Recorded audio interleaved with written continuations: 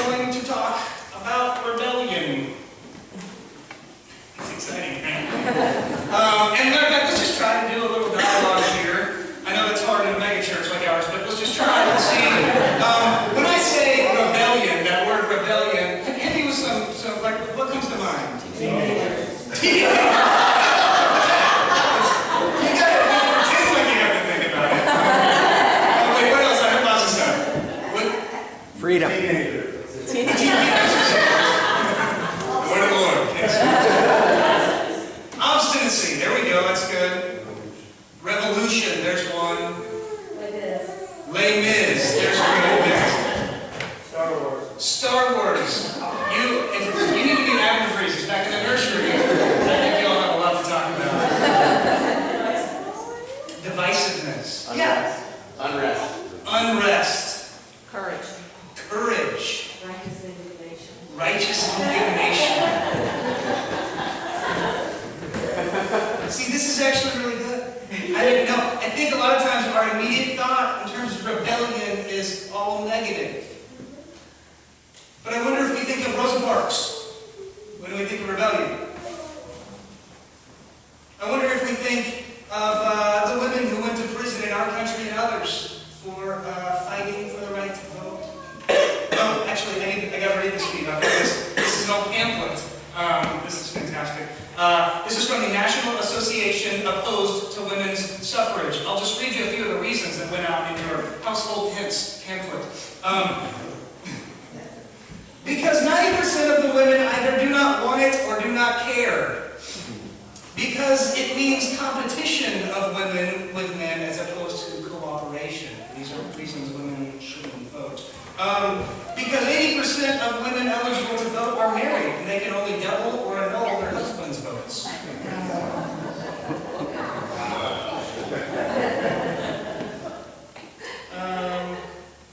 Oh, here's the last one. I'll just read this one. Because it is unwise to risk the good we may already have for the evil which might occur. People went to jail for that. Fighting for the right to vote. Do we think of Susanna Wesley?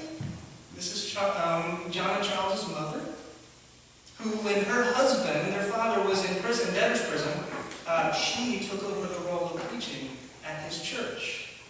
That was not something that was acceptable as far as society was concerned. Do we think of her when we think of rebellion? Do we think of Carrie Kane, who shared recently, mid-pregnancy, was said, this is what people do when you don't let this pregnancy go on. It's just, this is what we do. And Carrie said, for me, I don't feel like that's what I'm called to. She rebelled against a pretty significant suggestion. And we know Jared this morning. Do we think of the Hebrew midwives at the beginning of Exodus when Pharaoh says, I want you to kill every boy because Pharaoh's nervous about the growing size of the Israelites. I want you to kill every boy. And they don't. It says but the midwives feared God and did not do as the king of Egypt had commanded them. But instead they let the boys live. Do we think of them? And when they get called in to Pharaoh, they said, listen, these Israelite women, they're tough. They just, pop them out right there in the field. We can't even get to it. That's a rough translation. In retrospect, I would not have said, pop to the knife.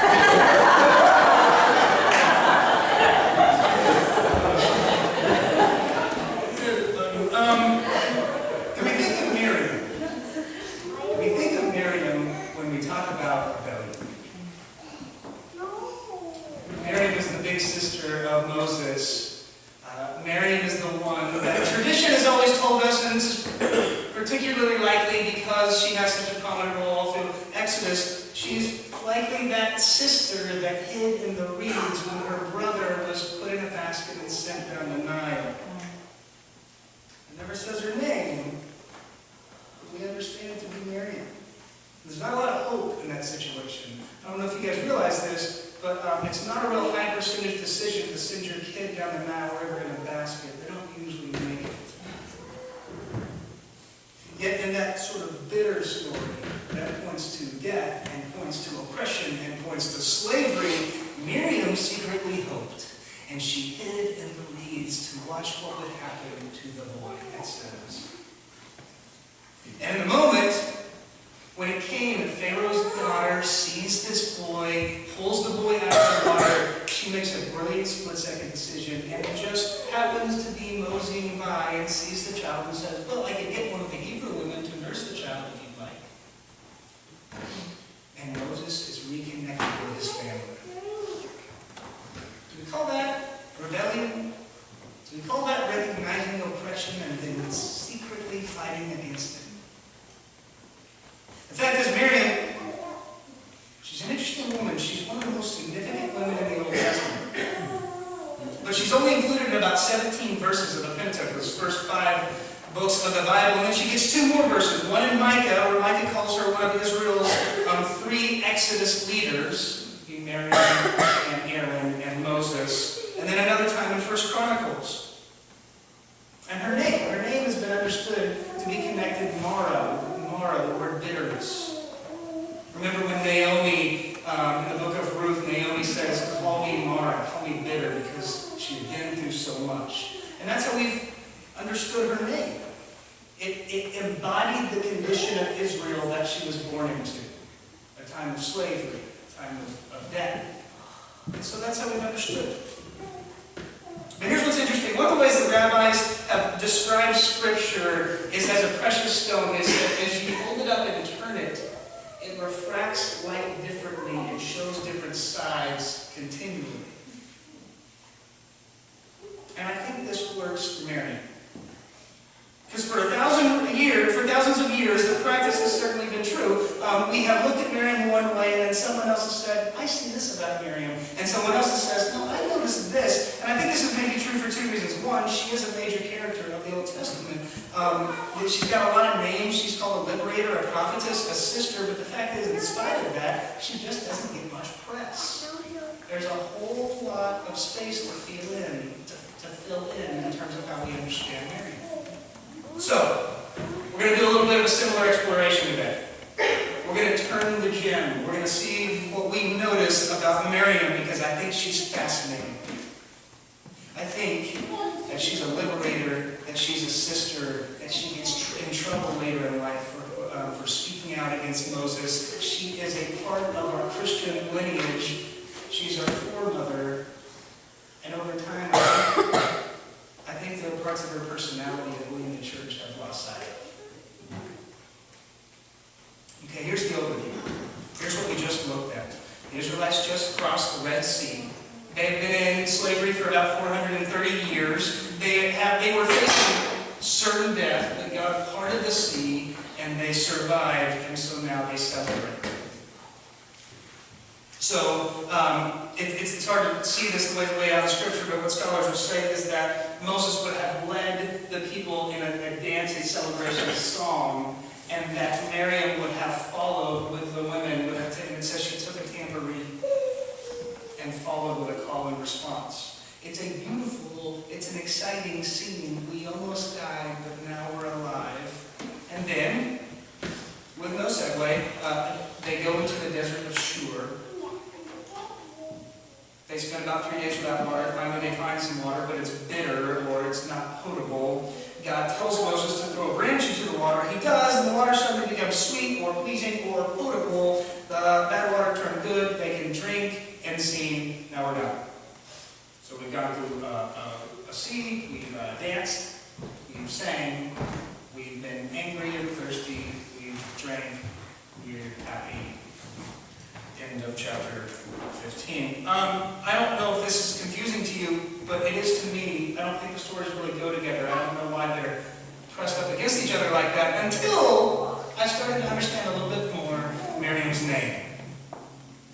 And rabbis and scholars have played with this a lot. We've already talked about Mara, that part of her name that means bitter, but there's another part, and that's Yam, the part of her name that means sea or water. Bitter water. Now this makes pretty good sense, you know? Matter of fact, the 3 stories we've talked about, in the beginning, she waits by the water as her brother floats away into what seems like death, and then jumps at the possibility when she can. And then in the next scene, she waits in front of the water while Pharaoh's army runs toward her, certain death, except something opens up, and then the same chapter, they come to the bitter water, and after Moses throws a branch in it, it is good, it is sweet. The fact is this, Miriam has seen her share of bitter places. Places that have no hope, there's no way out. And Miriam has come out of those places with hope. And when she does, what does she do? She sings. She dances. Miriam, the one who knew bitter places but was free, danced. I would say that people who know how to hope in a bitter time know how to dance when the times are sweet. The fact is, I've had the honor of sitting down with a good number of you and hearing some pretty amazing stories, some of which are very painful, some of which have much loss, some of which are riddled with addiction, and those experiences color how you see the world today, and it shows. People who know how to hope in bitter times know how to dance when things are sweet. But there's more with Miriam. Over the years that people have turned the gem, there's another part of her name that people have taken note of, and that is Mary. That is a form of that word Mara, but when translated like this, or when Mary, as opposed to Mara, it is understood to be rebellion. And the rabbis have played with this part of her personality as rebellious over the years as well. Now, the problem is this. A lot of the times, like we already talked about, we think of rebellion like, woohoo, teenagers, no parents, no rules, college. I think that's what I did. And we can call it that, but I think that's discounting the rather rich history. I think we should maybe call that being free-spirited or trying to have fun.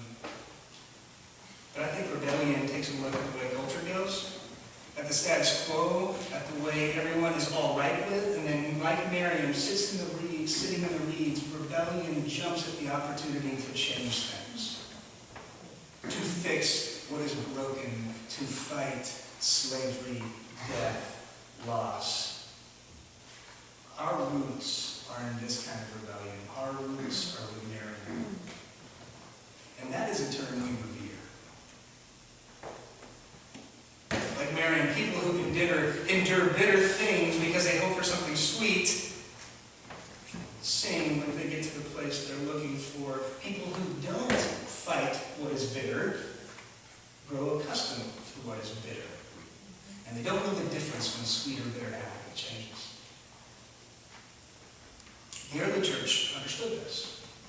The early church didn't set out to be a thorn in Rome's side. The early church just lived as Christians, and it just happened to be really inconvenient for Rome. They didn't try to be dissenters, they were just Christians. It changed how you lived. It messed with how you understood the world. Their purpose was not to gain power, was not to gain wealth. Matter of fact, when soldiers for the Roman army would become Christians, the understanding of the early church was that meant they had to quit their job. The two did not go together. Well, that doesn't work well for them. A lot of times we read in our history classes about Diocletian. He's the one that killed so many Christians, and we think, well, he must have really, really hated the Christians. It's not true. They all hated the Christians. Diocletian was just better organized than any of the other emperors. So he killed more. He did what everybody wanted to do. Fix the problem. And then we've talked about this in recent months. Constantine, he came around one day and made Christians the ones in power. You couldn't rebel against power because you were a part of power. And we thought this would be a great thing. This is what we've been waiting for. But over the years, anybody who's read a history book knows that we've done some nasty things when we were in power. The problem is this: we forgot how to rebel against what was bitter and dance when there was freedom. And before we knew it, it was too late. We were tamed. We were the powerful ones. Throughout Christian history, we have seen a little bit of Miriam's rebellion. We've seen saints who have said, "This is wrong and I will not stand for it." We have seen it as Scripture went on in the New Testament with that Greek version of the name Mary. Mary, who brought into a bitter world sweet. Mary, who sang when she was told she would bring the Christ child. Mary, who spoke hope into a broken place. That is a rebellion we can follow. So, for anyone ever born of a mother, here's your Mother's Day sermon. Finally, friend, whatever is true, whatever is noble, whatever is right, whatever is pure, whatever is lovely, whatever is admirable, if anything is excellent or praiseworthy, think about such things. If you hate pain, if you hate bitterness, if you know what is right, then do it. For as Christians, we say our father is Abraham, but we have a mother in Miriam. So let us rebel. Let us rebel against the bitter because we love what is sweet.